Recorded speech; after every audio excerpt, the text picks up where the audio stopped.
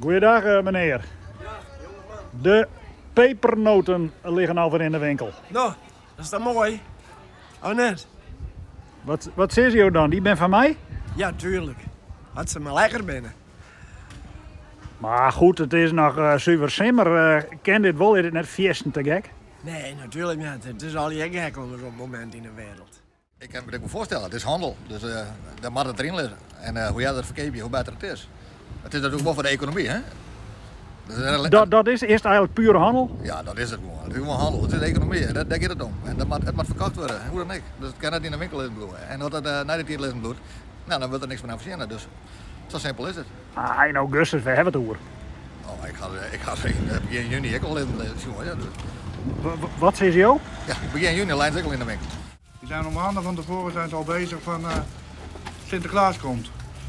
Dus voor de ouders is het ook nog alleen maar stressen. Dus ik krijg continu vragen, wanneer krijg ik cadeautjes? Stress, en dan augustus hebben we het over, hè? Ja, nou, ik vind dat te voorwaardig. In principe moet je dat pas eind september in principe gaan doen. Op z'n vroegst. En niet eerder. Ja, maar dat levert stress op voor de kinderen, maar ook voor de ouders. Dat voor de ouders ook. Want ze krijgen continu vragen wanneer komt Sinterklaas, wanneer krijgen we cadeautjes. Zo ging het bij mij altijd wel, toen de kinderen nog klein waren.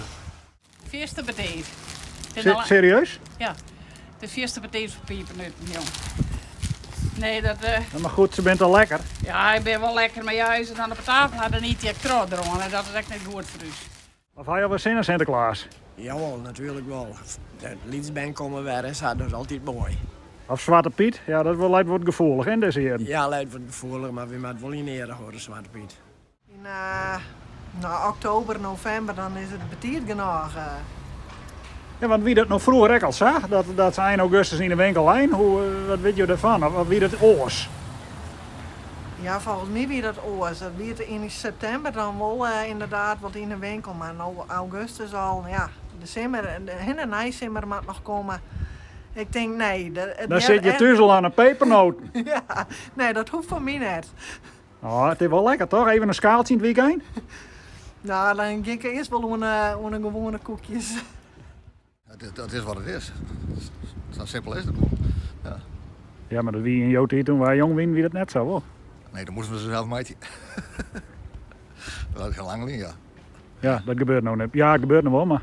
Ja, daarom, het is een hele andere smaak. Het is wat anders dan wat we vroeger kregen. Dat is gewoon zo, ja. Ja. Maar dat is wat het is.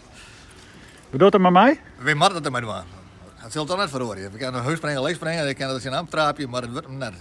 Het verhoort toch net. Het bloed in de winkel is, hoe dan ook. Vind ik nu dat we het er nou al hoe hè?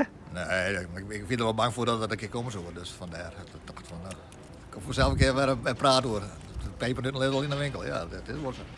Eind augustus, waar hebben we het eigenlijk over, hè? Ja, maar ja, aan de andere kant, het jaar gaat ook hard genoeg. Als je ziet hoe het voorbij vliegt, ook ondanks de corona, het gaat gigantisch hard. Dus alleen qua dit soort dingen, wacht er even mee een maand of zo. Dus dan pas in de winkel.